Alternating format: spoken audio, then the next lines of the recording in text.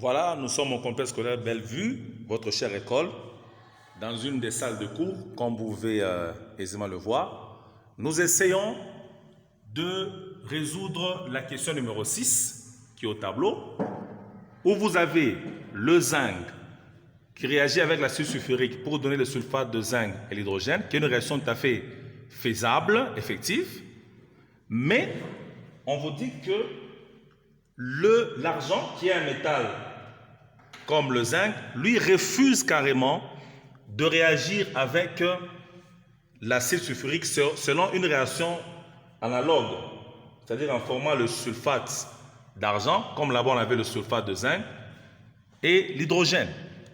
Mais tandis que l'argent préfère réagir avec l'acide nitrique pour donner le nitrate d'argent, le monoxyde d'azote et l'eau. Pourquoi cette différence-là? Pourquoi le zinc accepte de réagir avec l'acide sulfurique sans problème, mais l'argent refuse l'acide sulfurique, mais préfère l'acide nitrique? Eh bien, pour pouvoir expliquer cette difficulté, nous devons recourir aux potentiels normaux. Ici, nous avons le potentiel du couple zinc 2 plus zinc, qui est de moins 0,76 volts. Vous avez le potentiel du couple argent plus H2, 0 volts, c'est le potentiel de référence que tous nous connaissons. Vous avez le couple argent plus argent 0, potentiel plus 0,80 volts. Vous avez le couple nitrate, monoxyde d'azote, potentiel plus 0,96 volts. Comme tout le monde peut le voir, et comme certains ont répondu dans le groupe, on voit que ici, le réducteur, c'est le zinc. Et là-bas, l'oxydant, c'est l'acide sulfurique. Comment on le sait? C'est en calculant les nombres d'oxydation. Ici, on voit qu'on passe du nombre d'oxydation plus 1. Là-bas, c'est plus 1. Et ici, nous sommes à 0. Donc, on voit que l'hydrogène de l'acide sulfurique a subi une réduction. Donc, l'acide sulfurique, c'est l'oxydant. Et ici, on passe naturellement de 0 à plus 2.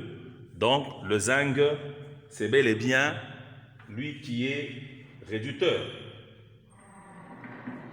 Mais ici, on voit que par un raisonnement analogue, c'est l'acide sulfurique qui est l'oxydant, le zinc est réducteur. Là-bas, par un raisonnement analogue, on peut aussi voir que l'argent sera réducteur et l'acide nitrique sera oxydant. En effet, ici, l'azote est à plus 5.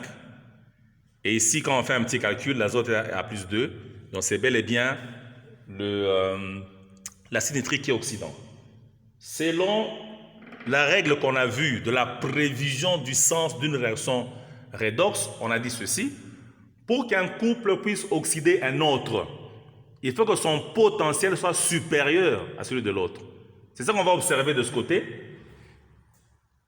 On voit que le couple zinc a un potentiel de moins 0,76, tandis que le couple hydrogène est à 0 volts. Donc, 0 est supérieur à moins 0,76.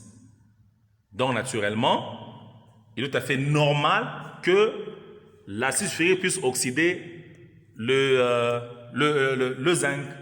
C'est ainsi que nous dirons que la première réaction là, du zinc avec l'acide sulfurique est tout à fait possible.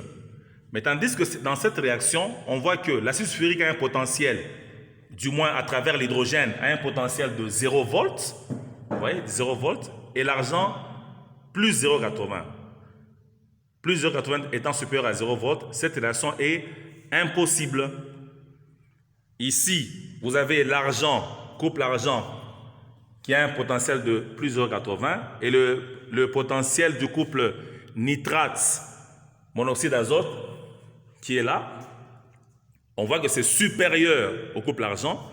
Eh bien, l'acide nitrique peut oxyder l'argent, dont la réaction est tout à fait possible. Je crois que tout le monde a compris. Merci de votre attention.